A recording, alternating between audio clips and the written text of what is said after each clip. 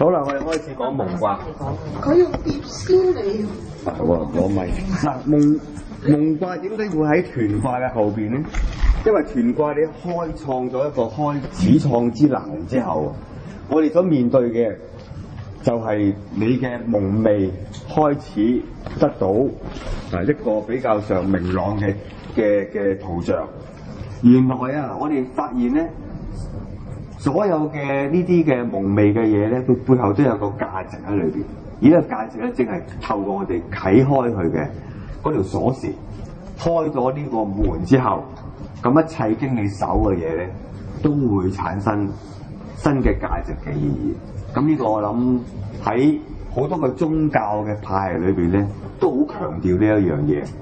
特別係我哋講嗰個佛教啦，基督教啦，都係好強調呢樣嘢。道教啦，呢三個教。咁儒家我哋又唔知佢係咪教啦，因為儒家又介乎於宗教與哲學之間嘅一套思想。佢本身又唔係拜孔子，係我哋拜嘅啫，即係後人拜孔子唔係神嚟噶嘛。你見到祭孔啊，得人驚。係啊，跟住就咩嗰啲學校咧，孔廟嗰啲咧嚇，咁佢又唔係拜嘅，其實佢就尊敬佢嘅啫。即係關德興有個廟咧，關德興唔係神嚟噶嘛，關德興係鐵打師傅嚟噶嘛。佢又唔係黃飛鴻嚟噶嘛。你裝香俾個鐵打師傅係咯。好啦，嗱我哋睇下如果大家明白咗呢個簡單嘅一個概略之後咧，我哋睇下個卦裏邊嘅特質啦。上高係山，下邊係水。咁咧下邊水係陷阱喎。咁咧上高係山係指即係山係等於近，等於指係即係停步。咁即係話見到前邊蒙蒙查查，好似陷阱咁樣。咁我哋就要開始識得停步，先停步看清楚，唔好擸個頭落去啦。咁如果明知山有虎，亦可以向虎山行嘅意思係咩咧？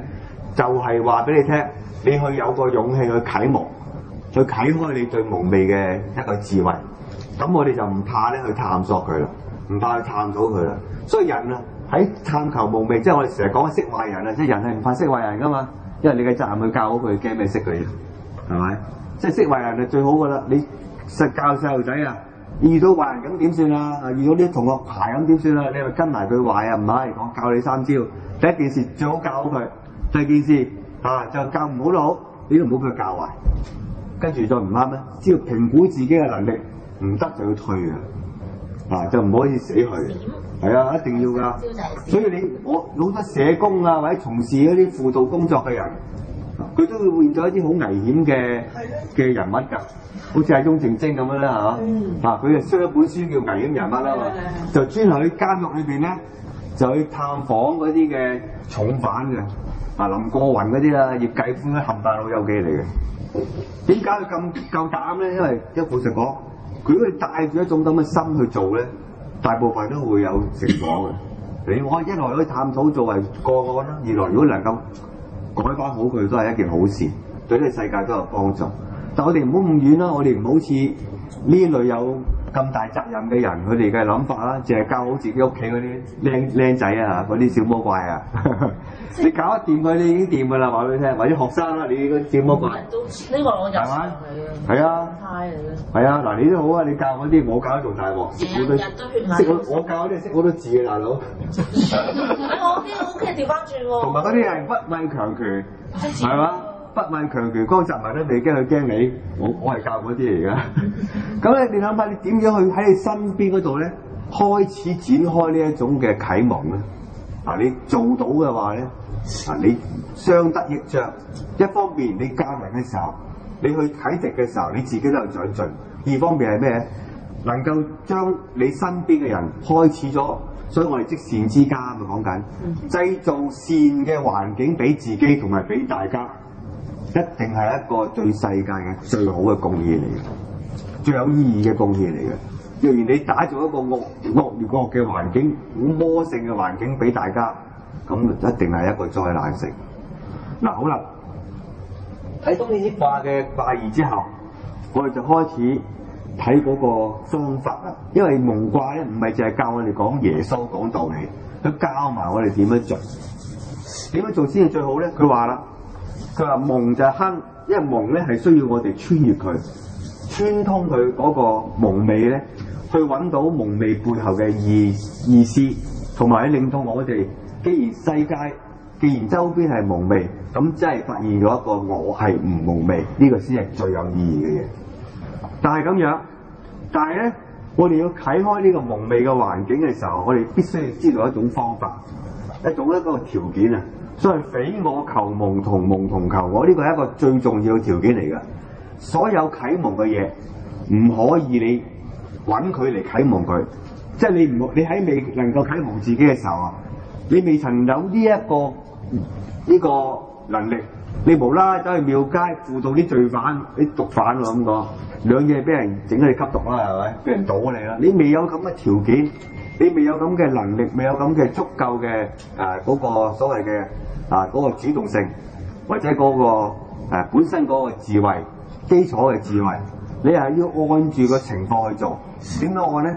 調翻轉頭睇，就好似如果嗰個蒙昧嘅細路仔唔嚟揾你求你或者請教你，你都不能夠教佢，教唔到㗎。嗱，點解啊？因為佢都唔需要，因為佢唔需要你講俾佢聽，等於廢話。到佢需要嘅時候咧，一句説話就可以打開佢嘅心靈世界。等於你自己一樣，你要睇清楚你自己嘅需要，你去按住你嘅需要去啟蒙你要嗰部分。你唔可以無啦啦，我睇完呢個4個女仔3個巴嗰套電視劇。Sorry，我突然間我諗住咧，走去讀呢個大律師。其實你小學畢業啫嘛，係咪？即係你唔可以咁樣去做一啲嘅唔實際嘅嘢，一定要按住你自己嘅要求需要，喺有需要嘅時候去做咧，呢個係最啱嘅。因為點解啊？咩叫需要啊？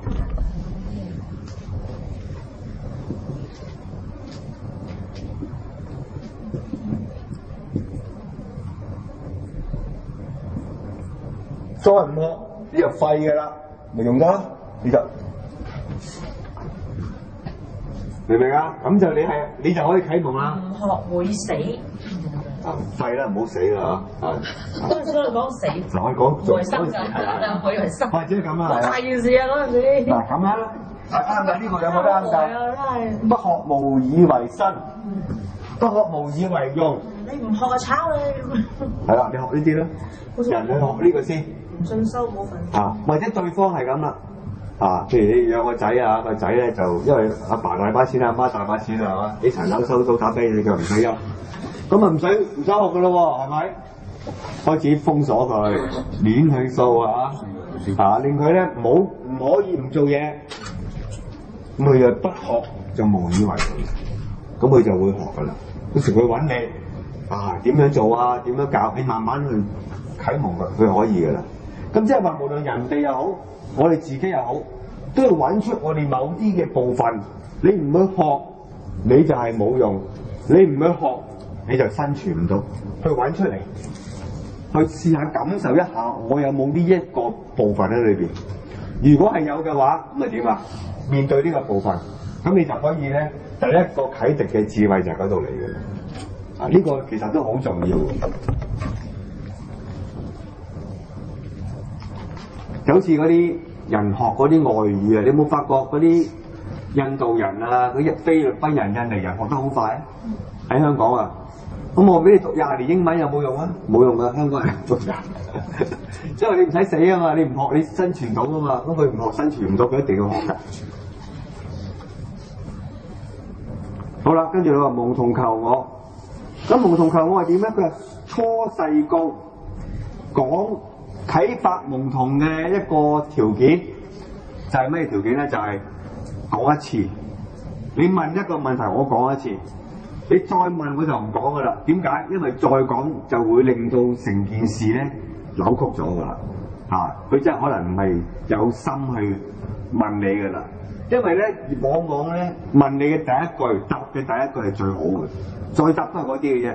唔會你不停咁樣問咧，所以我成日同人講話，你問問題之後先自己答咗一次先啦。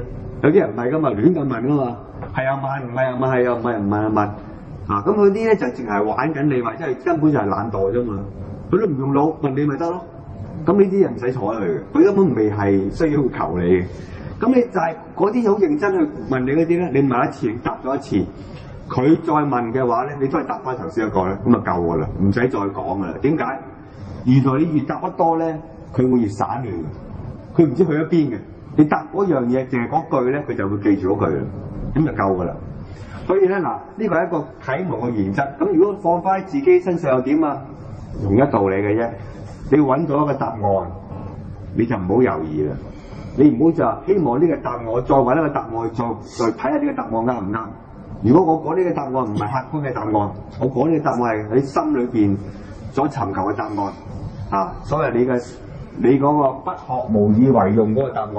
譬如你好到明顯喺呢個階段，你需要有一啲技術或者有一啲思維去解決你現有嘅問題嘅，大家淨係俾逃避住，你冇面對到，咁你就要去面對翻。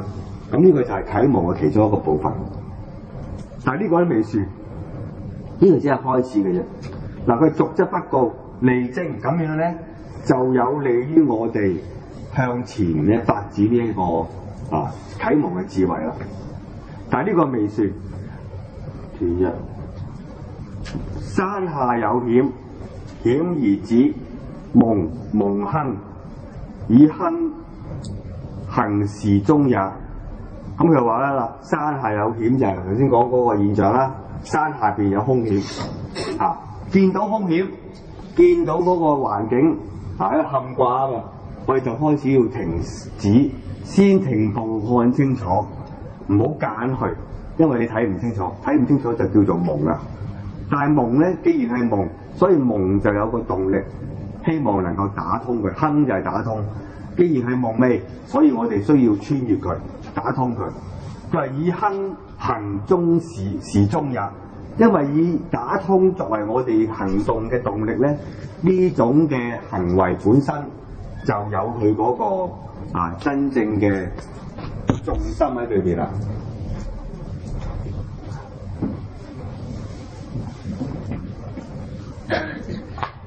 易經裏邊所講嘅中字咧，同我哋所講嘅中庸呢個字係一致嘅，但係往往而家現時嘅好多嘅研究中庸思想嘅書咧，都會將中庸呢個諗法作為中間派，即係我左右逢源騎牆咁樣，總之係中間着物啦，總之就係兩邊討好啦，或者兩邊都做人就唔好咁偏激，唔好偏埋一邊，總之就咁就叫中庸啦。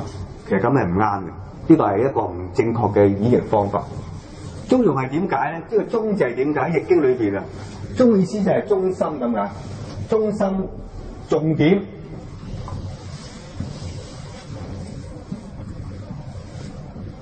兩者嘅中心，人與人之間嘅中心，兩者之間嘅重點，睇到人哋嘅重點，睇到自己嘅重點，呢個就係行動啦。即係話。呢句說話就係話你要做通一件事，你要揾到個重點，揾到個中心先。如果你中心都揾唔到，你冇一個中心去做啟蒙嘅話，咁你咪冇完全啟蒙唔到咯。所以佢話咧，你要睇啟蒙嘅嗰個眼界，先要去揾到個中心。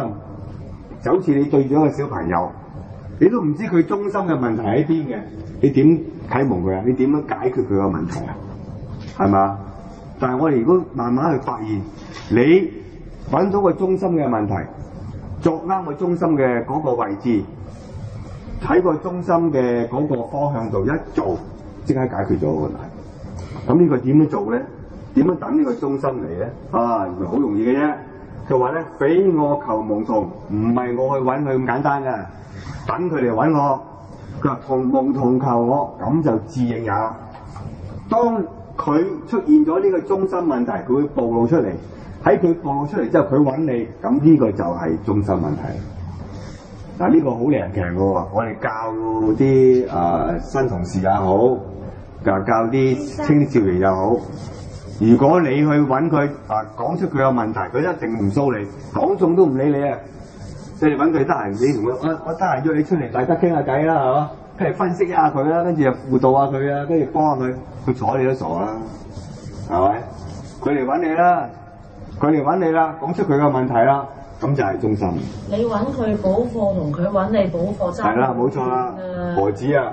好多嘢㗎係啊！佢問你呢篇稿點寫啊？同埋你真係問喂，呢篇稿真係唔得喎，而家係咪？啊，佢明知自己唔得啦，佢都唔會認啊，佢都會同你反面啊！啊，等於阿媽話個仔大洗啊嘛，係嘛一樣啊！大咩洗啫？係咪？係咁噶啦，個月都碌爆啊！有乜咁奇啊？你咪錢咯，係咪？梗係咁噶啦，唔係咁嘅咩？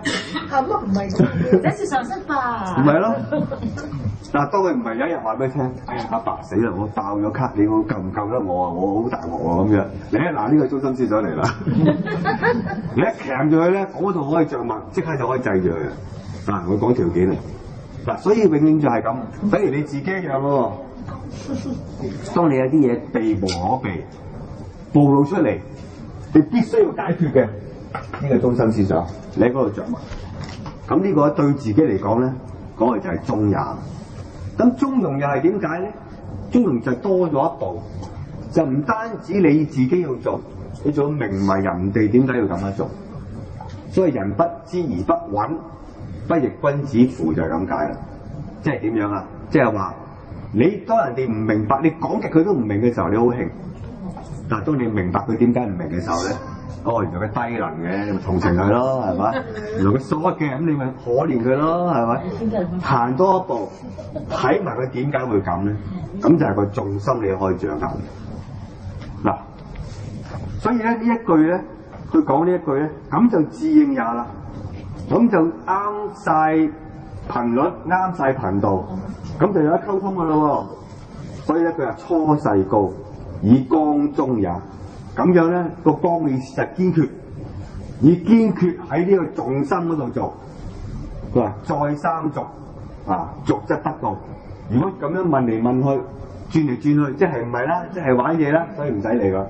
啊，因為咧續蒙也，如果嗱將呢個啟蒙嘅嘢都整彎咗佢啊，咁就已經可以話好大件事。即係你輔導一個人，你幫一個人，幫到佢仲衰過之前咧。之後嗰啲幫忙係完全冇用㗎啦！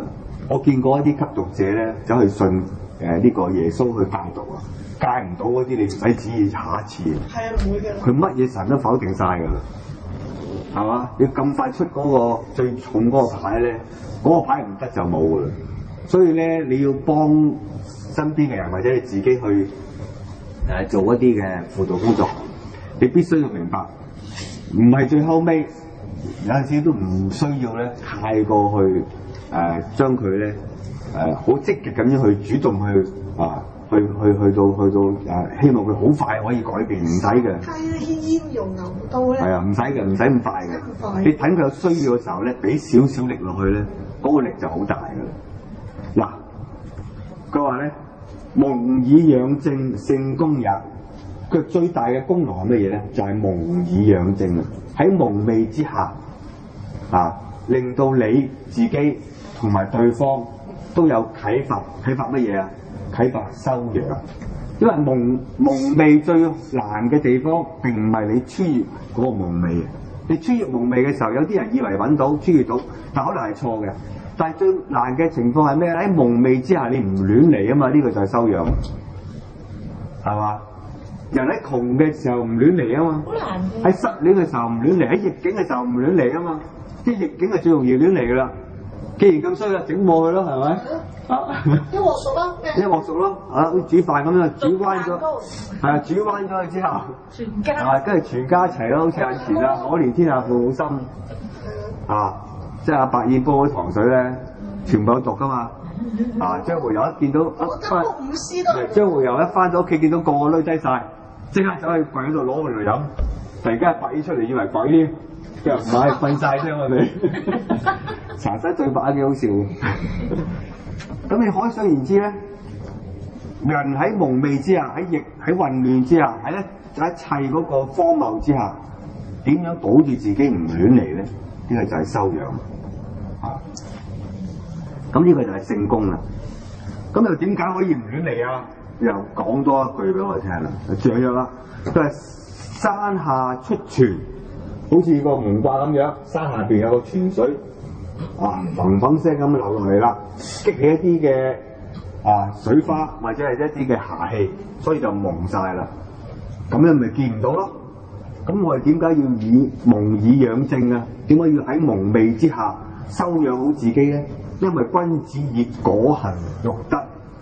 因為你要知道蒙昧之下，你蒙昧做，你就蒙昧唔知道個結果係乜嘢。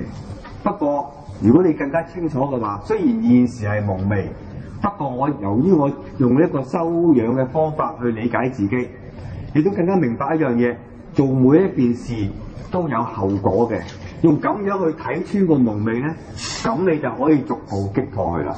即係話，雖然現時係蒙昧，但係而家我喺蒙昧嘅世界或者蒙昧嘅處境之下，我做嘅每一件事嘅後果我都好清楚嘅話咧，咁你就開始可以對抗蒙昧，明唔明啊？因為呢個係好緊要。而家嘅人，大部分嘅人，佢唔係蒙昧嘅問題啦，已經係佢做嘢係唔諗後果嘅，做一次算咯，係嘛？啊！不如你有人執手尾咪幫下叉事啦，係咪？唔關我事㗎，有人執手尾啊嘛，大把幫阿姐阿爸阿媽咪出去借錢咯，借錢就唔還喎。我識得一個仲犀利啊，行過嗰啲咩舒適寶咧，嗱突然間簽咗幾千蚊卡，阿媽俾咯，冇諗過要做喎，因為佢唔去都先抵死喎。佢唔係話簽咗之後佢自己有人去做健身，佢唔去佢簽咗覺得自己做好運動嗰先抵死喎。簽咗個叫做，哇！佢個運動都真係好劇烈。係啊，好劇烈㗎啦。或者有人送嗰啲會籍俾你，我打電話俾阿小姐，我送咗100萬會籍，係啊，佢話會籍啊，高爾夫球會籍上嚟簽啦嚇，一上到原來拆兜嚟嘅，你簽咗咁點算咧？即係話俾你聽，唔怕呢個世界蒙昧，唔怕呢個世界荒謬。佢越係荒謬越係蒙昧嘅時候咧，人就要更加要做2件事。第一個就係蒙以養正，修好自己，修養好自己，唔好喺蒙昧嘅情況之下亂嚟。第二個點解要咁樣做？因為以果行育德，因為做每一件事都要承受翻個後果。用咁樣嘅發現咧，去逐漸去清楚喺個蒙昧之下嘅處境咧，人嘅智慧、人嘅應變智慧就開始出嚟啦。因為做事有3個果，我哋叫因，一般我哋叫因果啦，係咪？唔係啊，唔係大隻佬嗰個咁簡單喎嚇，大隻佬嗰個做戲嗰個啦，做都幾啱嘅。如果大家睇過劉德華套電影咧，我都講得好深嘅，係啦，但係佢演繹咗第二個啦嚇，即係話呢個萬般啊呢個咩咧帶不走啊，唯有對杯酒啊。OK， 嗱，因果係咩嚟嘅咧？因果咧，我哋只能夠將佢睇成3個範疇。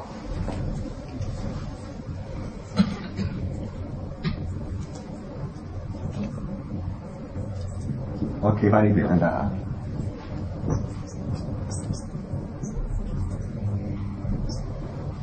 當然因亦係果，果亦係因啊！如果我哋用佛學啲嘅角度講，但我哋唔好咁佛學先啦，我哋用一個邏輯嘅方式去睇。點解用呢個方法去睇咧？因為我哋講我哋係要啟蒙啊嘛。啟蒙嘅意思就係我哋唔被蒙昧同埋荒謬控制啊嘛。我哋就要睇3個唔同嘅果啦。第一個係效果。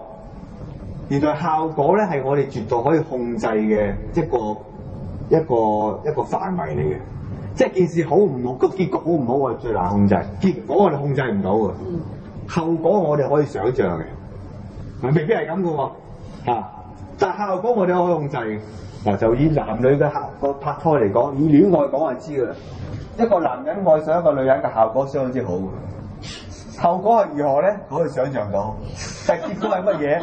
冇人知。哎呀，好笑嘅，我上 Facebook 我係成日好正。係咪啊？如果我哋可以將我哋控制嘅唔控制，文明效果你可以控制喎，你哋走去尋求個結果，你控制唔到，又或者唔諗個後果去做，咁你咪錯晒咯，人咪錯晒咯。嗱，所以點解要果？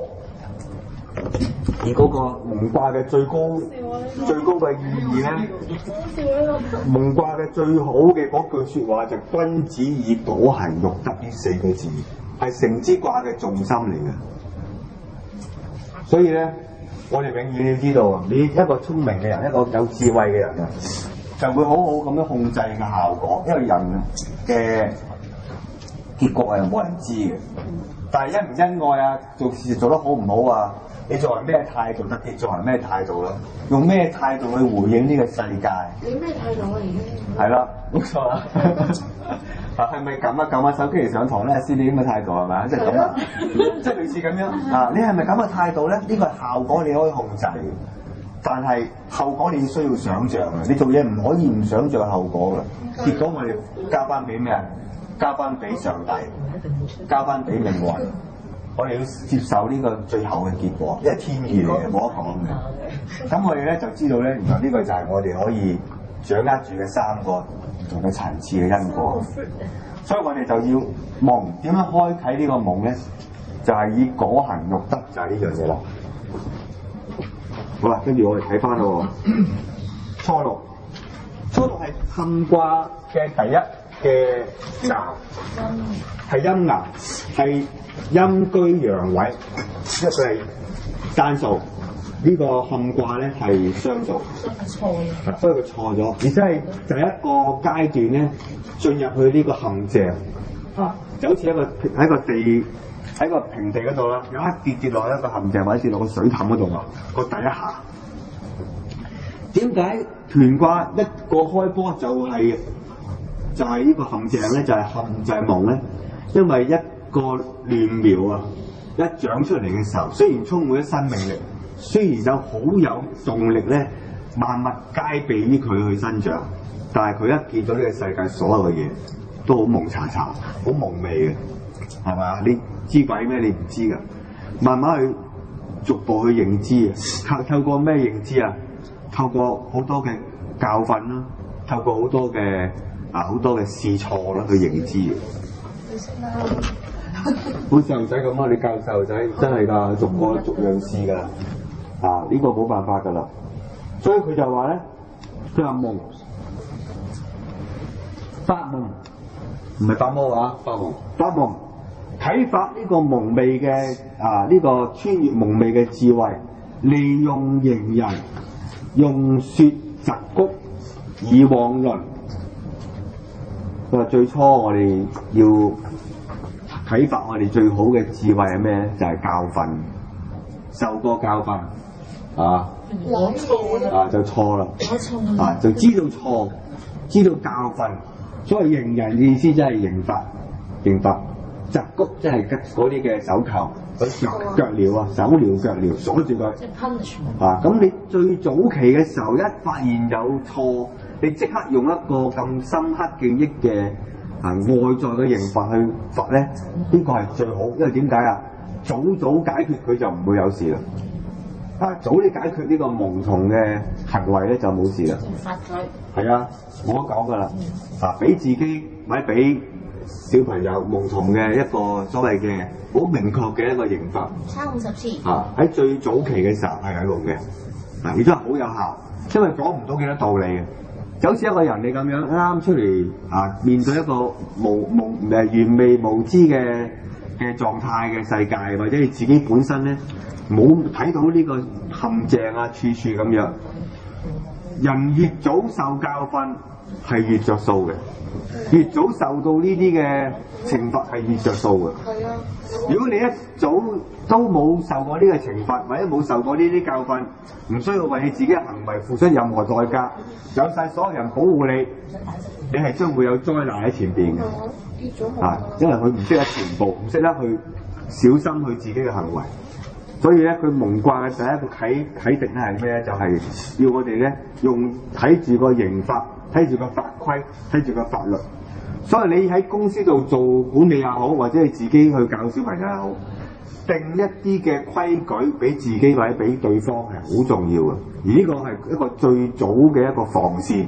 穿過呢個防線嘅人咧，所有人都要受一個同一個結果係好重要嘅。啱啊，點解？係啊，一定要咁㗎。如果你唔係咁，你做唔到啟蒙㗎。第一個步驟你一定要做咁樣做嘅，即係約好咗一家人分擔洗碗咁樣，唔使一定要罰錢啦，唔使講，係嘛？唔好話冇錢啊，係咪？佢又話冇錢，打工有飯食啊，跟住就係啦，冇錯啦。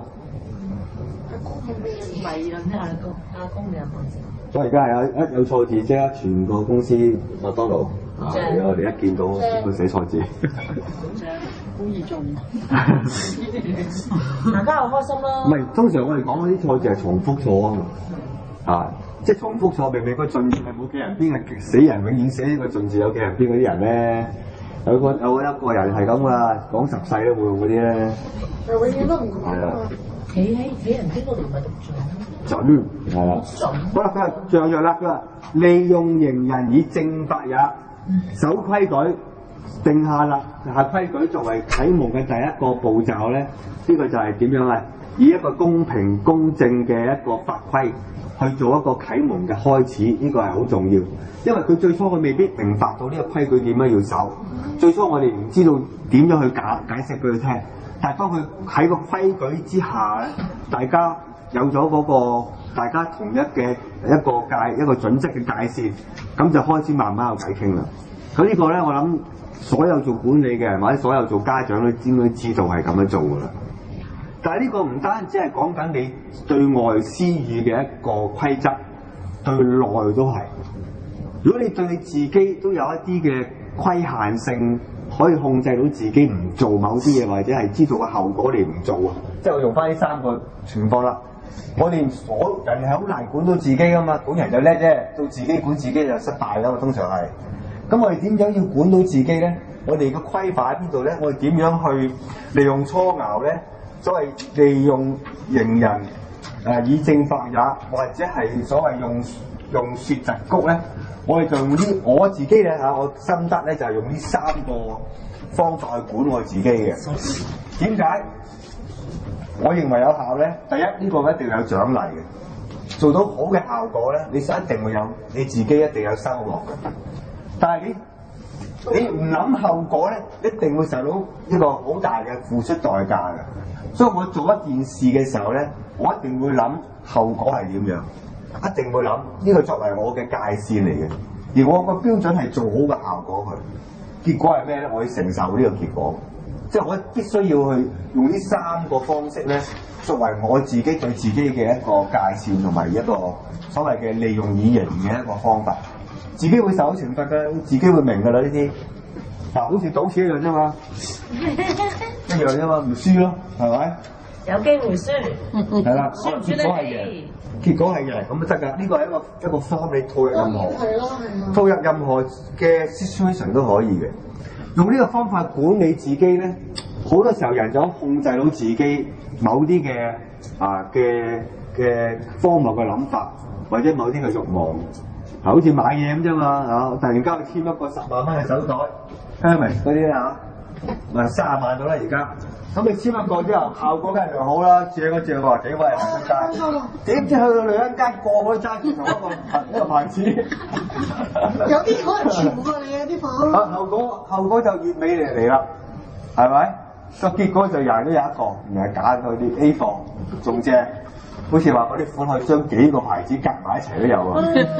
即係集大成。係咯，仲靚啲添。仲靚啲。咁你咁樣去睇嘅時候咧，人就唔會心急啦。唔會荒廢，唔會去奢華，做一啲奢華嘅嘢。許是人啊！如果早啲嚟上課咧，好唔使坐飯店啦。係啊，所以你問你買 CD 都買20萬係咪？係咪啊？你即係已經唔知個後果係點樣啦。個結果而家咪坐監咯，就咁簡單啫嘛。所以我哋要管好自己嘅行為，唔俾自己咧喺呢個蒙昧之下過犯咧，其實好簡單嘅啫。做到呢樣嘢就得嘅。通常我講呢個咧，啲小朋友聽話開始所以中國好犀利，中國人個文化好犀利，己所不欲，勿施於人。呢個表面上好簡單，但佢正正係斷絕罪惡嘅最好嘅方法嚟嘅。你自己都唔想啦。你奶奶咁樣對你好慘啊，係咪？做唔到同奶奶嘅時候，係大鑊啦，係咪？你自己都唔中意啦，你咁樣對下邊，你己所不欲，勿施於人，罪惡就咁樣斷絕啦。唔使好似耶穌咁樣，你打我左邊，我俾埋右邊你打，結果揼埋你個肚添啦，係嘛？頭定肚，你講啊嚇。咁我哋唔需要咁樣，只要我哋唔做我哋討厭嘅人嘅嘢，罪惡就斷絕。就咁簡單嘅啫嘛，係咪？所以蒙卦嘅一個好重要嘅方式，我哋自己點樣管自己，就係透過一種嘅對自己嘅一個習高，對自己一個以形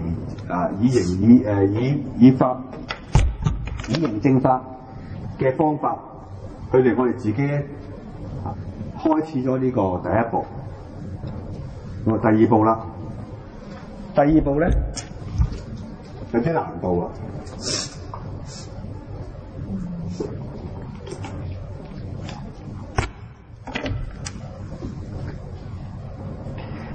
意爻咧就啱啱好啦，就陰陽居陰位。陽居陰位咧就係唔吉令喎，因為咧陽居陰位咧就變咗佢過於剛強，佢需要陰柔嘅時候咧，佢又過於剛強，所以出現咗一個錯誤嘅行為啦。咁用卦辭去睇咧，佢話包蒙吉、立庫吉、子克吉，兩個都係吉喎，竟然嚇？點解咧？因為佢知道咧點樣去用翻嗰個柔嘅位度，因為最難嘅處理蒙昧嘅問題咧係包蒙，係包容呢個蒙昧。你對蒙昧包容啊，呢個就係頭先我講嗰個啦。人不知而不慍，不亦君子乎難。若然你見到一啲激死你嘅人，你知道佢靈蠻不靈，好難搞嘅。你諗下佢點解會咁？點解佢構成佢咁？你唔好動氣住先，你諗埋佢後邊嗰個，你開始知道點樣去同佢相處，開始逐步去拆解佢嘅同你之間嘅難題。嗱，好似你住管下屬嘅最容易噶啦，呢個問題佢永遠係錯一樣嘢，永遠係唔知嗰個，永遠睇唔到嗰樣嘢。啊，原來你發現佢識埋佢瞞住你嘅啫咁樣。咁你發現到佢有病嘅，或者佢有一啲真正嘅問題，你係唔會知道嘅。後來你知道咗之後咧，你可以體諒到嗰個情況，咁就有得溝通。所以包蒙嘅意思就係你將蒙昧嘅所產生出嚟嘅一啲嘅令你難受嘅嘢，你都接納佢，先包容咗佢先，然之後就理解埋佢後邊點解會咁。咁開始你就會有個唔同嘅睇法。佢用咩譬喻咧？立庫啊，用娶新抱嘅角度去睇啦。因為咩嘢係最睇唔順眼㗎？原來就係娶新抱睇唔順眼。係咯，啱㗎。係咪？點解啊？個仔俾個老婆搶咗佢啊嘛！永遠就係最難搞，婆媳之間咧，由古至今，自人類有歷史以嚟啊，都解決唔到嘅問題。所以有人話形容我哋香港同大陸係婆媳問題啊嘛。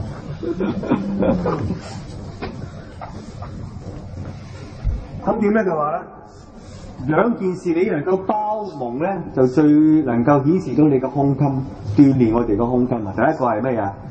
第一個就係娶新抱，第二個係咩咧？子克格，俾個細路仔炸裂，叫子克格。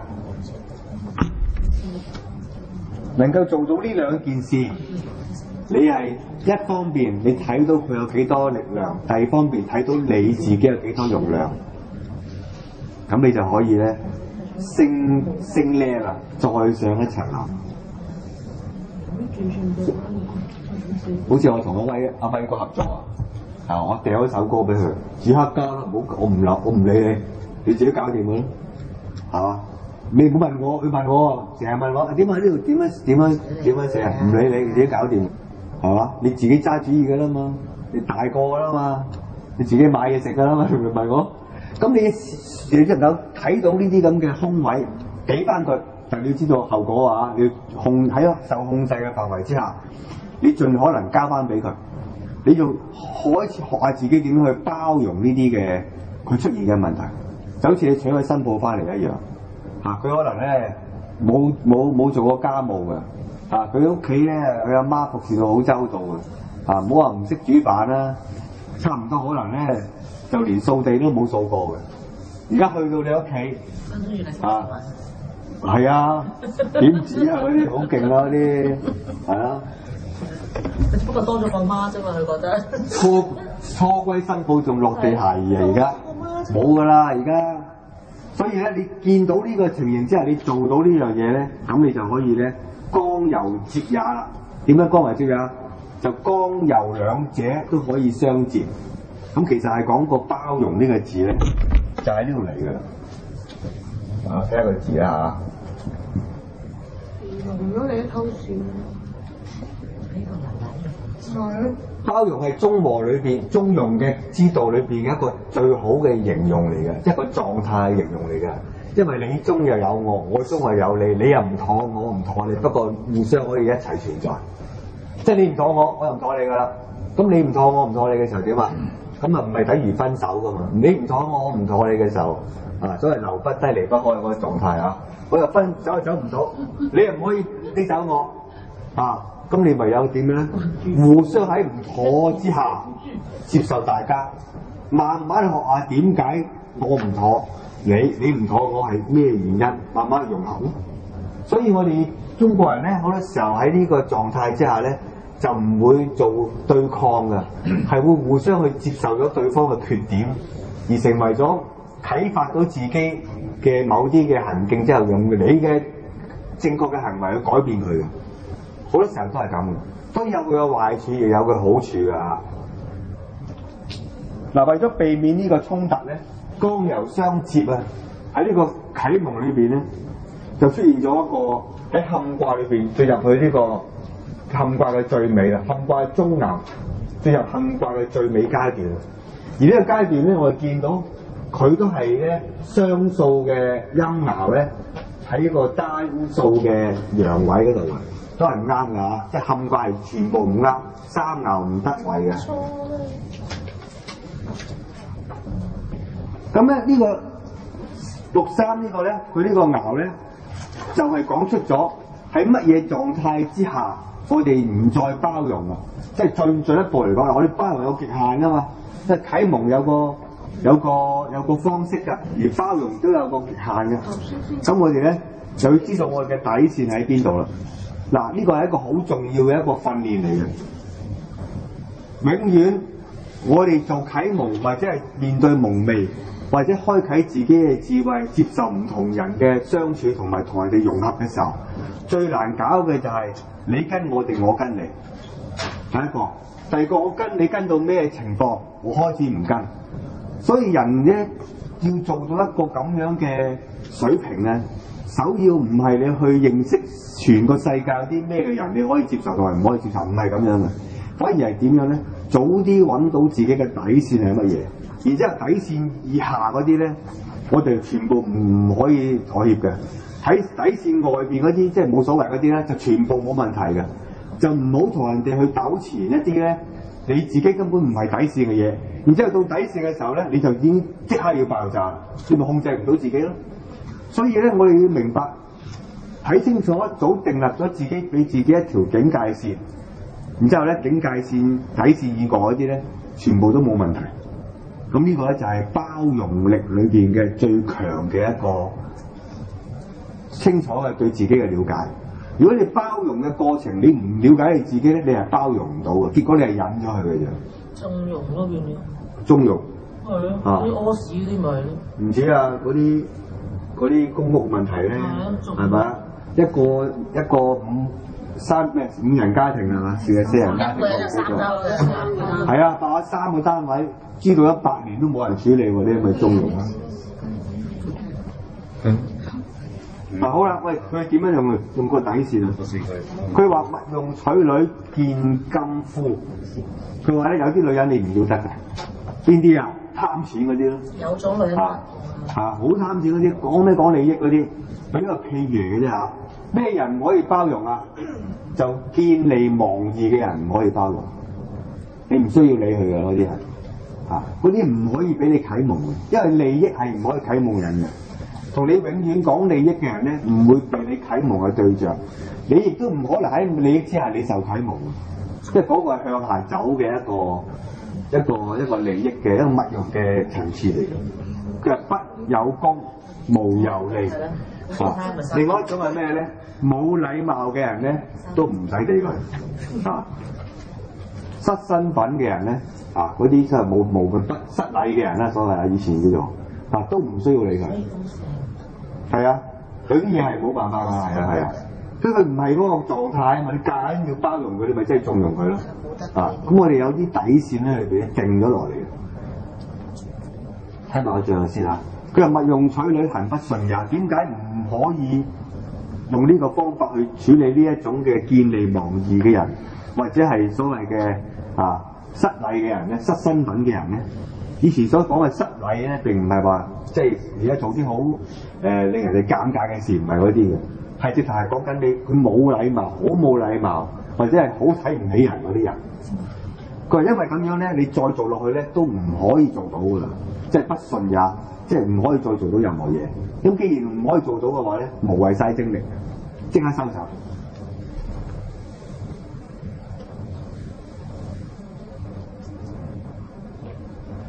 咁呢個睇翻轉頭咧，又可以見翻自己咯喎！除咗啟蒙人哋之外，我哋睇翻下自己咯喎。咁即係話俾你聽，如果你一路向利益走嘅時候啊，你係唔會開到你呢個啟發智慧嘅門，係開唔到嘅。人係唔可以喺純利益之下去啟發呢個智慧。亦都咁講，人可以唔守禮數咧，就可以啟發呢個智慧。即係你要明白成個人際嘅群體裏邊咧，佢係需要有人與人之間嗰個相處嘅禮數，亦都可以話俾你聽，唔係全部係利益之下先至有朋友做嘅。所有嘅合作，所有嘅關係，都唔可以建基於純粹嘅利益同埋純粹嘅唔啱就反面嗰種嘅失禮數嘅情況之下。嗱，所以佢呢個包容咧，係有晒所有嘅條件喺之下嚟做。唔係盲目咁樣做嘅。阿成，我問下問，就係先講到話，如果係唔係妥協，如果係喺利益之下，同埋失去呢個禮數嘅人，如果佢係好有禮貌嘅，佢係有後者，但係佢冇前者，即係佢係啦，都係就要你睇通佢啦。因為最難睇嘅地方咧，就並唔係咧佢表面俾你睇嗰陣啊嘛。譬如舉個例講，佢好有你講啊，佢好有禮貌噶，不過佢係見利忘義嘅，你吹咩係咪？又或者佢係一個好有義氣嘅人，不過佢冇禮貌，咁咪點啊？即係我大聲唔一樣，代表我冇禮貌，係咪？佢咁咪點咧？好啲喎。係梗係啦，就好考你嘅智慧，好考你嘅智慧。就好考慮睇通佢，所以點解叫做蒙啊？你點睇到一個人係為利，抑或為義啊？你真係要睇㗎，你要慢慢嚟㗎，你唔可以急㗎。點睇啊？根據郭靖哥哥嘅講法係咩咧？就係凡過大關節，必見真性情。平時睇唔到嘅，一間公司平時嗰啲咩人係咩人，你先見到嘅啫。日日咁樣翻工啊，大家天啊，大家玩啊，係咯，你聽唔到㗎。好啦，冇糧出啦，你咪見晒人性咯。衰到咧係。有冇人喺出邊唱翻轉？即係突然間你翻屋企同我阿仔講話，我生意失敗，聽日冇錢俾你㗎。見人性啊，即刻走。阿仔係醒嘅咧，阿爸唔怕我撐起你，我出去打工我養你。一係就唔係啊嘛，你我講笑啫。咁我啲卡數俾佢找啊，嗱，都見晒啦已經即刻，你可以翻嚟試下。咁你震撼㗎我啫。你翻嚟同你阿媽講，算嘅。我捐咗100萬卡數你話，即係一件人性嘅啫，見到。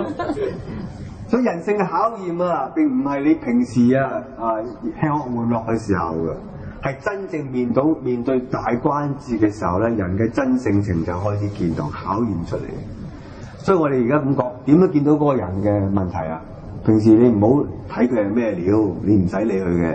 平時我哋平時咁做就得㗎啦。去到考驗嘅時候咧，你要真係要用心去睇人。無論你自己嘅考驗又好，人哋嘅考驗又好。如果自己嘅考驗嘅時候，用心睇下自己；人哋嘅考驗嘅時候，睇下佢點樣過關。從而家我哋可以從中有啟發，呢個好重要嘅一個環節嚟嘅。嗱，我而家我見到啦，你社會上有咁多唔同嘅爆發，咁多事件，我哋見到好多人性嘅考驗喺裏邊。即使舒特拉呢個人佢自己都唔知道自己係德國佬嚟㗎，後尾佢唔知佢初做廚具嘅啫嘛，係咪？有啲猶太人嚟到去幫佢請黑工啊，請啲咁嘅廉價勞工啊，想唔出糧添啊，嗰陣時用手。原來後尾發現咗個屠殺嘅罪惡喺背後嘅時候咧，激發咗佢嘅真性情。原來佢係合意單身嘅，合骨單身嘅，原來佢自己先知自己係咁。嗱，你而家都未必知嘅，到喺關口嘅時候你就會知嘅。所以我哋咧平時啊，如果即係等於你經過呢個馬路啊，突然間有好多嚿錢跌出嚟咧嚇，即係嗰個係咪真正情啊？點解唔得啊？唔係唔得件事。我問100個，我問好多個人都係執㗎。執啦！係咯。唔好搭的士嗱，我問翻我自己，我係真係唔會執嘅喎，我真係唔執喎。我一定會執嘅。我帶住10個口罩好似。我戴住個頭盔，再戴口罩。點解唔執啊？之後即刻翻屋企燒咗條抌咗套衫。開埠以嚟發明人皆如係所有衫都抌咗。係嘛？你執唔執啊？我自己咁關嘅。未即係你執啦係嘛？即係未知。係咩？好似嗰班就唔執。嗱，即係嗱，大家問翻，不妨問下自己執唔專執？判咗喺地下獨立一件事，可能佢就，但係你見到咁一年之係犯罪啦，其實。係啊。即係喺馬路你成架車嘅話，一定係有事㗎啦，我覺得。係啦，太咗大部分煙。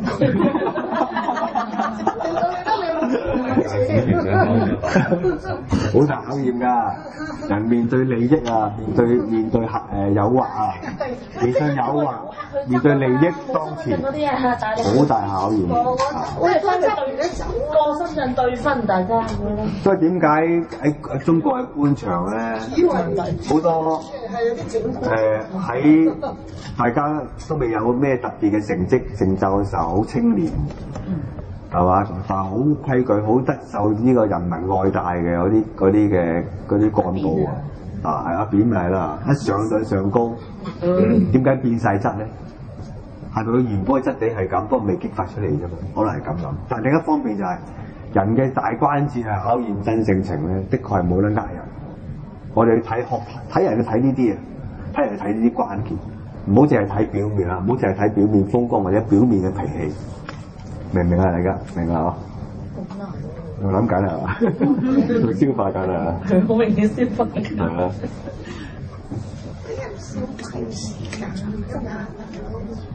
好啦，睇下上咗去咯喎，穿過呢個坎掛之後咧，我哋上咗去上高。其實好容易睇嘅，睇你自己失戀就知㗎啦。睇你買唔到件嘢，你咪知咯。睇嗰個朋友，佢對尋求一個佢自己好想要嗰件嘢嘅手段係咩，你咪知咯。啊，佢為咗要買嗰樣嘢，佢不計所有嘅後果。啊，無論貸款啊、簽卡啊，或者係點樣，佢為咗要滿足嗰樣嘢去做，咁你知佢咩人嘅咧？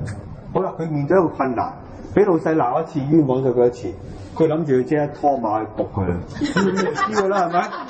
知晒啦，我真係有個咁樣嘅，以前有個經驗㗎，我勸咗佢叫佢唔好啊，佢打翻佢隻腳咁啊，即係打電話，我話你唔好啊嗱，傻嘅。真係咁㗎，真係有啲人嘅呢個世界。咁我勸翻佢冇咁做咯，佢後尾隔咗好多年之後多謝我。真係㗎。係啊，真係㗎。咁你諗下，真係會見到嗰啲人係咩人？所以我睇呢啲啊。好啦，跟住啦，64啦。我哋樂隊咪咁出事咯。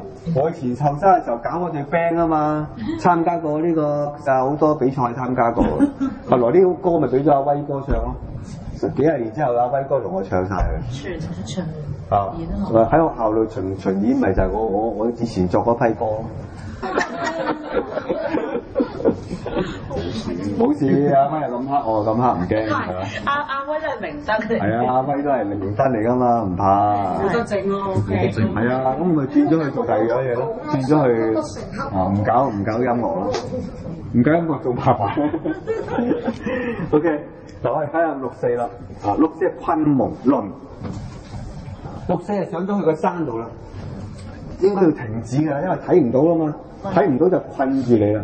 人喺困局之下蒙昧，咁就開始咧解決唔到嘅話，睇唔清楚嘅話咧，嗰個時候就有所謂嘅悔疚，有論論即係有是非嘅，啊有是非有悔疚，呢個係一個好大嘅考驗。呢個考驗咧就係困蒙之論啊，獨遠實也。獨遠實也係我哋可唔可以啊？雖千萬人唔往矣嘅考驗啊！雖然冇人明白，得你明白，咁你係咪因為咁樣你唔做先？誰能明白？係啊，即係呢個係一個好大嘅考驗。啊，呢啲我經歷過㗎啦啊！所有老友都同你講緊啊點樣啊，教你做壞事嘅啫，當然係啊，即係你唔係你唔做唔得嘅喎，呢啲嘢人之常情啫咁，或者你唔貪唔得嘅喎咁樣，類似咁樣，好多考驗喺你前邊嘅時候，咁你點樣講都冇人開始明你。孔子都經歷過呢個階段嘅，孔子又係話冇人明白我嘅，冇人明白我到咩程度咧？得天明白我。於是咧，得你一個人嘅時候，你可唔可以獨善？可唔可以獨善其身咧？或者可以慎獨行咧？人嘅最大嘅啟蒙係另一個啟蒙叫做慎獨啊嘛。當你一個人嘅時候，點樣承擔咧？呢個情形咧，做阿媽咧嘅女人就好知嘅，係咪？仔唔聽話，老公唔翻嚟啊，或者成日唔翻嚟啦嚇，一個人撐晒全部，你都要撐起佢嗰種狀況。呢個咧就係一個好大嘅考驗。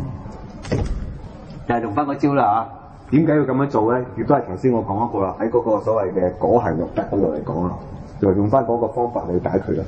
即係話蒙卦你要應變嘅，除咗我哋頭先講嘅包蒙所謂嘅呢個發蒙包蒙同埋呢個物用取女嘅考驗之外咧，到你一個人落單咗嘅時候，要面對呢個世界，冇人可以幫到你，四無依傍嘅時候，你繼續要向前行嗰種嘅自我嘅動力咧，亦都係一個好大嘅考驗嚟嘅。所以佢話蒙之困蒙之論啊，獨遠實也。人就好易喺呢個時候放棄自己嘅堅持咧，對一個自我嘅啟發之後，啟發到一個另一個人可以咧睇清楚呢個世界嗰個堅持，係冇人可以同你一齊走呢條路嘅時候咧，你點樣繼續行落去咧？呢個係一個好大嘅考驗。有人問過我呢個問題，一個好好嘅朋友，而家好好嘅，都係好好嘅朋友。因為演藝界朋友問過呢個問題，咁我同佢講咗一樣嘢。如果你睇得通呢個道理咧，好簡單嘅啫，就係如果呢個世界係冇善良得你見到你自己係善良，而周邊都係野獸嚟嘅，翻工就最容易見到㗎啦，係咪？隻隻都禽獸，隻隻都係餓狼啊嘛，個個都係懶惰豬。咁你見到呢啲咧冇人類嘅一個工作環境，咁點算咧？得你自己一個人類。咁你開始要明白啦，係啦，真係嘅喎。咁你就係唯一你係人嘅時候咧，你要堅持，你就要做翻自己一個人。你唔好因為咁樣你做獅子老虎喎，你唔好因為咁你變咗你自己嘅質地。咁你應該點做咧？當你自己知道咗你自己係唯一嘅人類嘅時候點啊？你就要教到佢哋咧，啟蒙到大家都有人性啊嘛。咁就係話咧，喺善良嘅你掌握住善良嘅種子，就應該喺罪惡嘅地方度播種啊嘛。唔係因為你見到呢個世界冇善良，所以你都變成惡，並唔需要咁。就因為呢個正正呢個世界冇善良，你就需要播下善良嘅種子喺裏邊啊嘛。所以你就唔再孤獨啦。咁孔子係解決呢個蒙卦嘅呢個最重要嘅問題。當孔子落單嘅時候咧，孔子唔知點算啊。孔子就係問個天於是咧佢就話：天何言哉？天何言哉？後來佢發現，人只要咁樣喺善良嘅世界裏邊播下種子咧，人係唔會再孤獨嘅。講過啦呢個大家再記翻佢。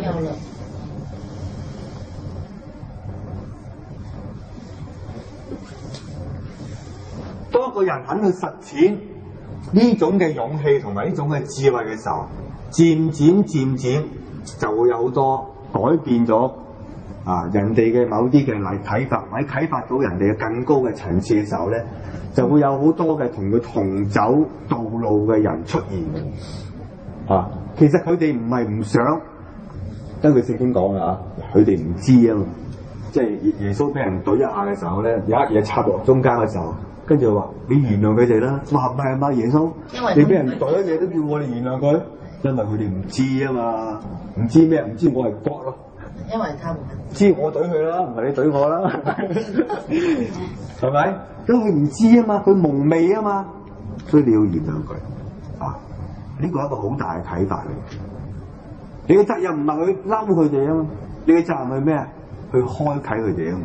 即係因為佢哋唔得，佢哋冇呢個能力，佢哋做咗好多愚昧無知嘅嘢，唔通你又痛恨佢哋，仲要加把勁落去，仲要你咁蒙昧啊嘛，你咁荒謬，我荒謬過你，我做得更加衰過你，係咪咁樣鬥氣先？咁樣就孤獨噶咯，永遠你要孤獨噶啦。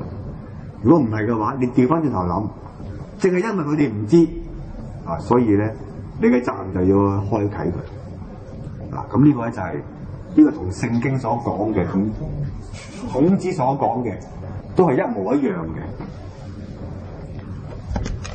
所以耶穌點解企中間，方便講一句嘢，可唔可以發現咧？即係佢點解釘十字架釘中間嗰格啊？我哋側邊定我嗰兩個？側邊嗰兩個人俾人懟嘅，係啊，冇錯係啊。嗱，不過嗰陣時個 cam 咪影佢中間，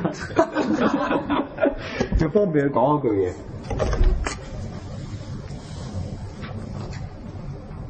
因為佢阿傑先好似係天主教堂聽過呢個故仔咯，啊，冇聽過。都唔好虔誠。係嘛 ？OK， 好，嗱，我哋繼續咯話。好啦，65咯，上到去5米啦，都係唔啱睇㗎，都係唔得令㗎，都係屬於呢個陰居陽位。咁由於5米咧係主要嘅爻嚟嘅，啊重要嘅所謂嘅得力嗰個權力嘅爻，所以65唔得嘅時候咧，就即係話成個卦都係唔得㗎啦。咁但係佢話蒙同吉喎，咁點解咧？點解去到65就得咧？因為我哋經歷咗困蒙都可以過關，喺蒙昧之下咧，啟發我哋走孤獨嘅路咧，啊，所謂以蒙養正咧。呢個角度去睇翻我哋嘅責任同埋我哋嘅需要做嘅嗰個力嗰個動力，咁我哋就唔再由於有蒙同而出現咗苦惱啦。即係見到個仔唔生性，或者嗰啲學生唔聽話，或者係嗰啲同事渣斗。我講過珠三角嘅原理啦。上個禮拜講咗嘅咩叫珠三角啊？記唔記得啊？就係上司唔係老細白痴。上司咧就叫做咩？叫戇居，下屬係低能，就圍住你嘅。我哋經常咁樣噶嘛，經常咁睇噶嘛。咁咧就你唔使驚，點解？你唔使勞氣。正因為咁啊，而你係清醒嘅話，眾人皆醉我獨醒啊！即係李白講嗰句詩，就係你係做嘢嘅時候咯，淨係用你嘅時候啊，淨係你有位置嘅時候。所以咧，蒙同就吉啦。去到嗰度，你咁樣睇個蒙同咧，你就吉啦。所以你有冇見到嗰啲有能力去做啟蒙嘅人啊？所謂我哋講緊嘅幾大啟蒙嘅鬥士咧，其中一個咧叫做蘇格拉底，聽過未啊？格拉底喎，蘇格拉底佢係咩咧？佢係叫做自己嘅叫智慧助產士。佢冇嘢㗎，佢一味就係咩？幫人哋產生智慧。佢咧，佢好奇怪啊！佢個方法係點樣咧？你講咩問題都好，我都反問翻嚟，睇你知唔知道？有少少似我哋中國嘅禪宗嘅。結果咧，佢個學生咧，柏拉圖咧，就受到呢種嘅感染咧，就成為咗西方希臘嘅一個最偉大嘅哲學家。咁有人研究咧，蘇格拉底點解會咁犀利咧？又喺廣場度幫人哋生智慧咧？咁啊去跟蹤佢喎，跟下佢咧咩料先？原來去到門口嘅時候咧，佢一打開道門，佢老婆一盆水淋落佢頭度。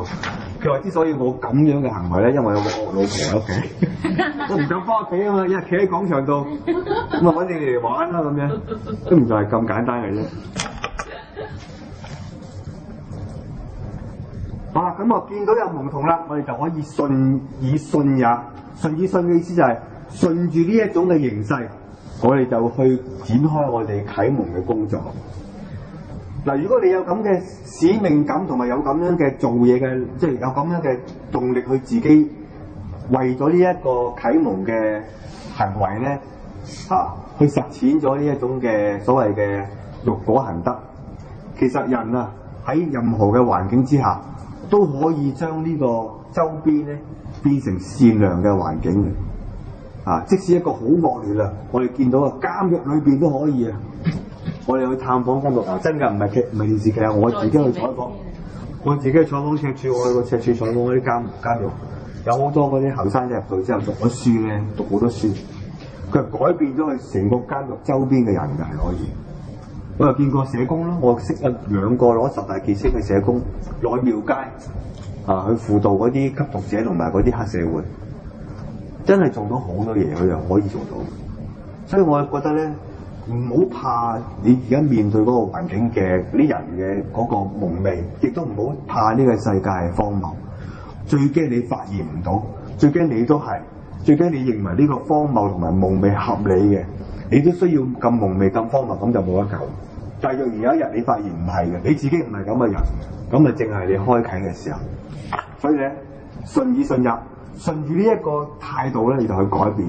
所以我見到同事懶唔做嘢，我唔會嬲佢哋嘅。而家我而家修養到好高境界，當然我去炒佢啦嚇，呢個另一件事啦。因為公司利益嚟㗎嘛。但係我會更加知道咧，正係我做嘢嘅時候，當你可以改變到佢嘅呢種態度咧，咁你就可以踏上一個所謂管治成功之路。我有3招啊，以前講過啦，唔知你記唔記得？就係咧，如果對方係有用嘅，你用咗佢嘅，你好平凡。呢個最平凡嘅管理就係請一個有用嘅翻嚟，就變翻有用。最勁嘅功夫係咩咧？就係請一個冇用嘅翻嚟，變咗有用。咁你最叻嘅管理啦。最渣嘅管理係咩？請一個有用嘅翻嚟，你整到佢冇用，咁你就打鬥啦。就係呢個就係順以順也，就咁解啦。等如個仔女一樣啫嘛。個仔女喺你手係有用，係平時咁樣，抑或係冇用咧？好大程度要靠我哋點樣去改變。好啦，跟住上手啦喎。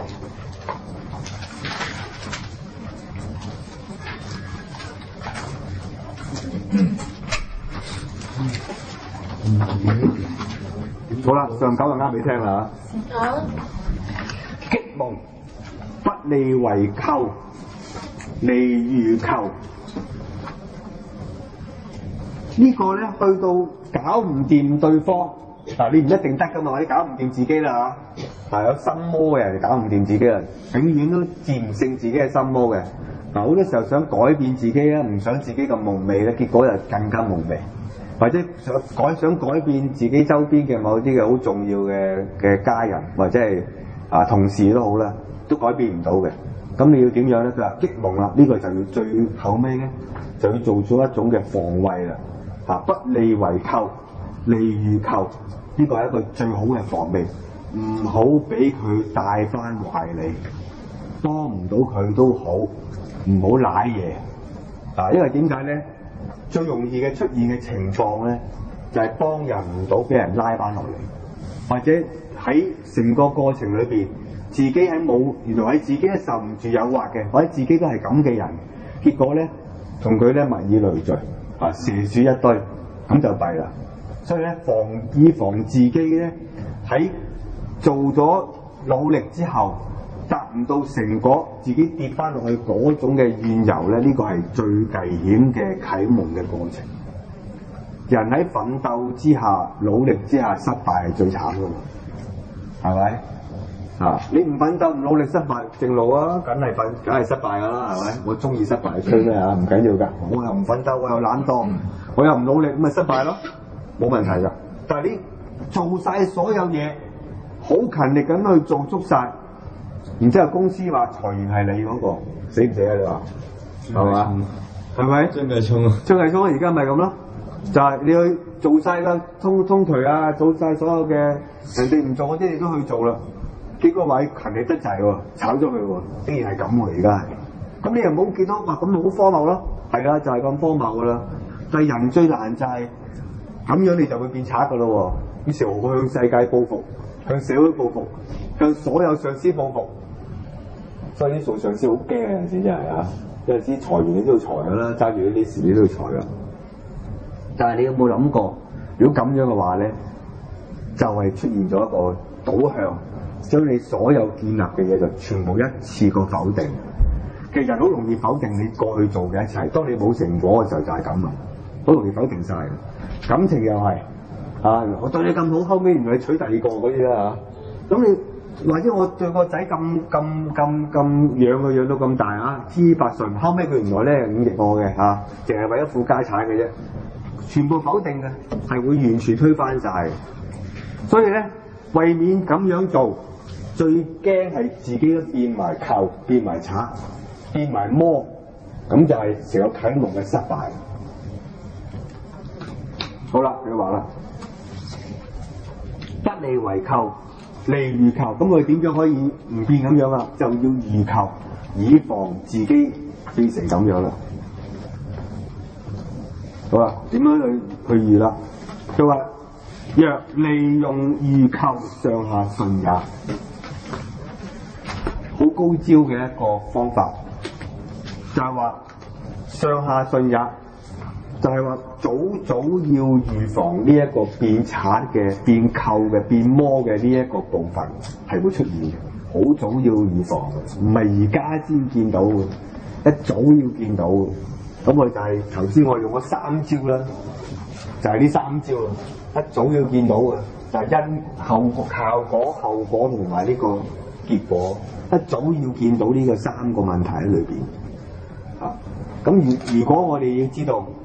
我哋係為效果做嘅咧，係唔會推翻我哋做嘅一切，而係失敗嘅努力嘅，係唔會嘅，係咪啊？因為我做嘅係效果啊嘛。譬如話你讀書真係考第尾，咁辛苦讀考第尾喎，但係我唔好理個第尾先。我諗下我讀咗咁辛苦個效果係乜嘢啊？我識過好多嘢咯，不過唔出嗰個題目，咁我咪考第尾咯。但唔等於我唔識嗰啲嘢㗎嘛，兩件事嚟㗎喎。嗱，譬如我學唱歌唱到好犀利啦，好高音啦，唱到咧好好聽嘅，嗰個叫蔣志國。不過要離開樂壇喎，人哋唔再揾佢唱歌咯，10幾年，淨係揾佢做諧星喎。咁佢有冇因為咁樣唔識唱歌啊？如果佢用結果嚟到去定嗰個事件嘅價值，全盤價值就推翻㗎啦。於是佢咩？以後整爛自己唔唱歌咯。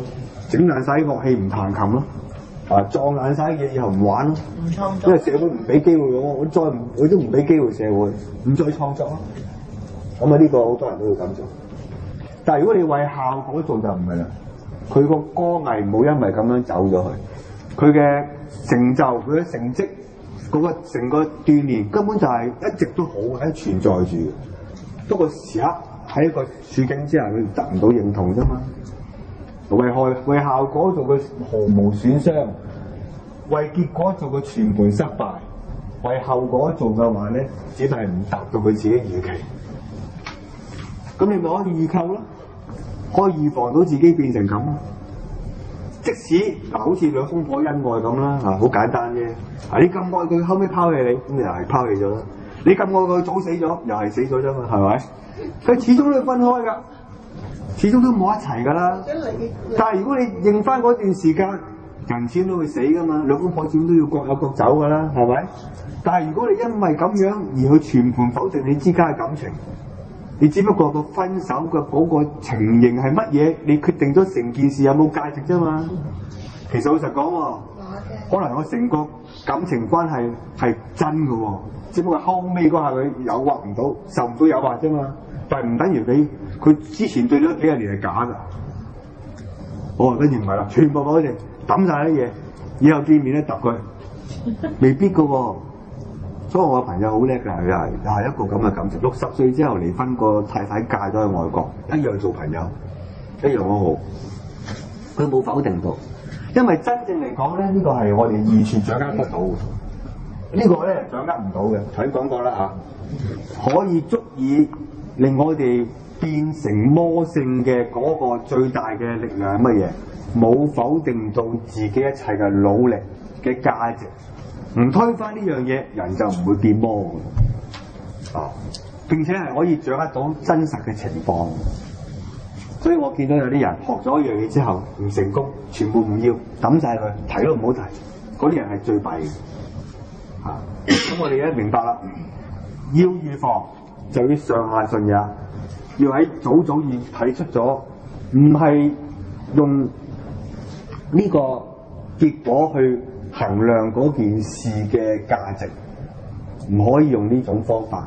因為用呢種方法去做咧，所有嘢都會被結果控制個價值嘅成敗。咁你用成敗控制價值係最蠢噶嘛，最戇居噶嘛。就成功嘅啦，嗰個仔就叻仔，失敗嗰個仔就係衰仔。成功嗰個人就係叻人，失敗嘅人就係唔好嘅人，係咪咁咧？而家個社會太多呢種工具嘅價值嘅諗法，所以我哋會將佢製造咗好大量嘅失敗者，只有少數嘅成功者啊嘛。但係睇翻轉頭，其實唔應該係咁嘅。我哋應該點樣睇咧？其實我哋即係所做嘅啟蒙嘅成個過程，最關鍵嘅地方並唔係要個結果去控制個價值。係要我哋要價值嘅本身就係嗰樣嘢，就好似你感情係最容易見到嘅，感情咪就係感情咯，係嘛？係冇道理講噶嘛，唔使講衡量嘅稱過去啦，冇得稱嘅呢樣嘢。當你稱嘅時候已經唔得啦，當你講識咗好多條件就已經唔得噶啦，所以我哋講緊嘅話，同道家講一樣啦，睇得啦。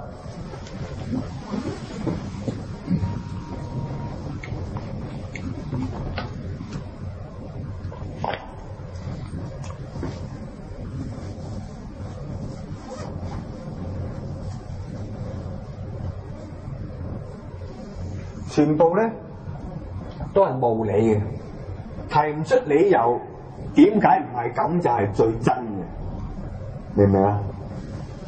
人喺實踐自己嗰個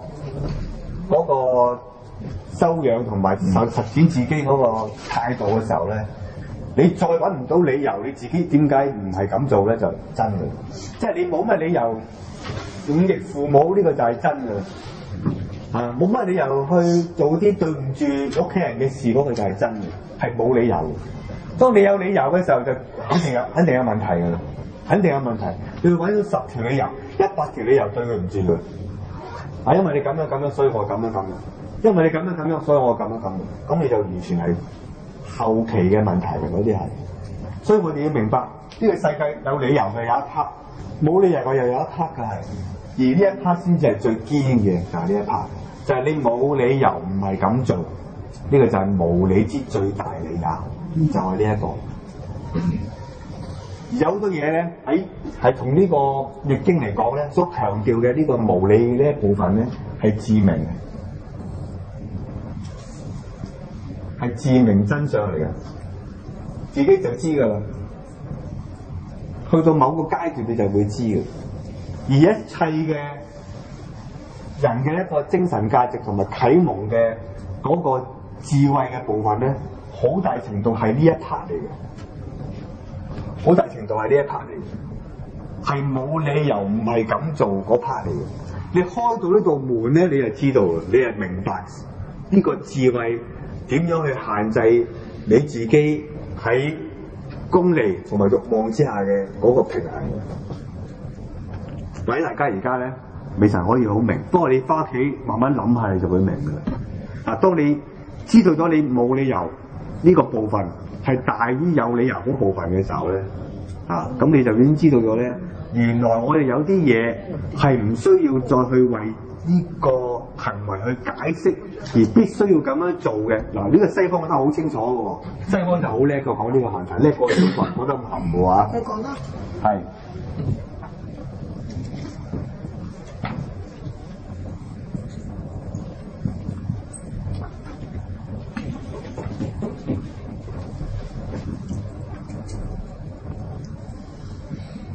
我哋用西方嘅講法啦，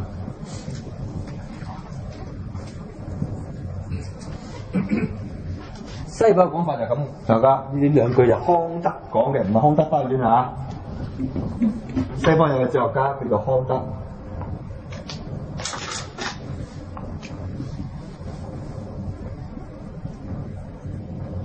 呢個得，佢話呢個係道德命令，好似心裏邊咧有個絕對嘅命令去指使你咁樣做，你唔敢做係唔得嘅。咁我哋孟子有講過呢個叫愚子下者，就好似你見到個小朋友跌落個井度，你就要去救佢啦。你唔理，你個心裏邊你就要有一種動力咧。呢個係一個命令嚟嘅，佢叫道德命令，或者叫實踐嘅理性。因為理性有唔實踐嘅地方嘅，唔實踐就係咩？就係邏輯推論嘅地方。原來邏輯理性或者係思考理性咧，係可以將一件事咧全部講成另一件事嘅，都啱嘅，係嘛？即係而家我哋有真普選咧，係嘛？點都得㗎，所謂我哋叫做循環論證，你點樣講都啱嘅，但係咧實踐理性就唔使講嘅喎。因為佢係一個自明嘅喺內心裏邊湧出嚟嘅一種嘅道德命令嚟嘅，咁我哋就係中國人叫做咩咧？叫做良知。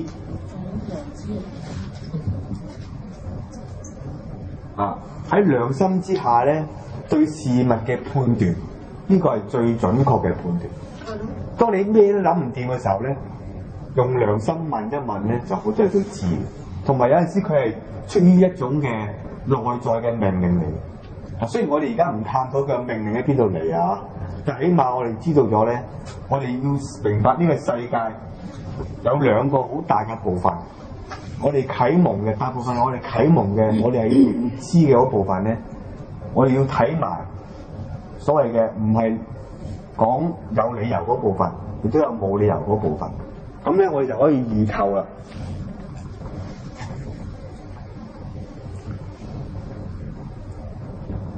咁我記得我老師咧就舉過一個例咧，就可能會更加容易明白嘅。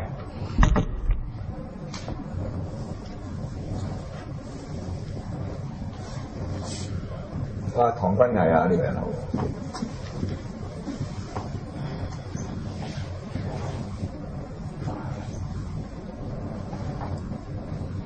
唔睇到啊？理由應當。明唔明啊？兩個唔同嘅範圍嚟嘅。我哋去揾做嘢嘅理由，我哋冇揾做嘢嘅應當。我哋有陣時見到好多同事，佢之所以唔能夠發展佢自己，或者好多朋友或者自己本人發展唔到自己嘅最高境界，或者係最有力量嘅嗰個智慧咧，好多時候我哋係為我哋揾理由。但我哋見唔到我哋有咩係應該嘅，咁我哋老師就用呢個方法去講咗呢樣嘢，咁可能更加容易清楚。我哋教書都成日面對呢個問題，學生嗰個問題，成日即係佢成日講好多咩遲到啊，幾多分鐘啊，咩溫度幾多分鐘，成日我哋講咩理由，個車遲啫嘛，唔係我遲嘅，即係講埋啲好同件事冇關係嘅理由，但係佢一定講得通嘅。咁但係其實有啲嘢學生根本就係唔應該遲到。係啦，冇錯，好似咁啊！你要用盡一切手段令到自己唔遲到啊嘛，應該係。係咯，但係佢哋就係講理由咯。阿媽冇嗌我架車遲，個鬧鐘冇。所以我哋發揮我哋多啲嘅應當咧係好緊要。應當係咩啊？應當咪就係你個貢獻咯，應份咁做噶嘛，你應該咁做噶嘛，你嘅義務嚟噶嘛。你嘅權利得到你嘅義務嚟噶嘛？我哋做人有好多嘢係應當噶喎，有幾多個部分係應當嘅？大家知唔知啊？係嘛？我咪講過嘅情義理真善美，生老病死，應當我哋冇得搞喎，一定喎。你拍咩古裝片又係呢10幾樣嘢，八時裝片又係呢幾樣嘢，科幻片又係呢幾樣嘢，星球大戰又係講呢啲嘅啫。同阿伊素秋、曹日華邊個嗰啲又係講呢啲，全部都離唔開呢個人生嘅內容啊嘛。人生嘅內容係變唔到㗎。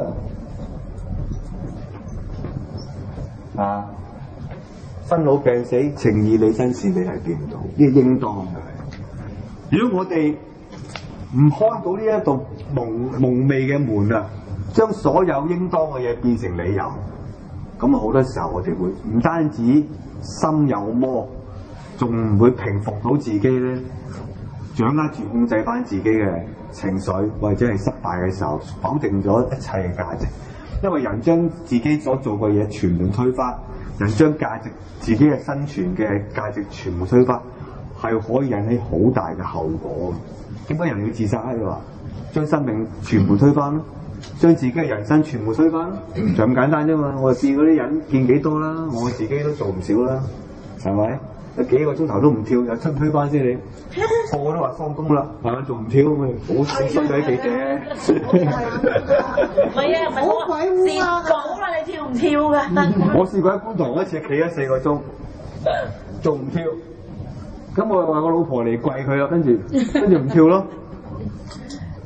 咁深刻啦 ！ICU 羅兆輝嗰晚，佢死唔死啊？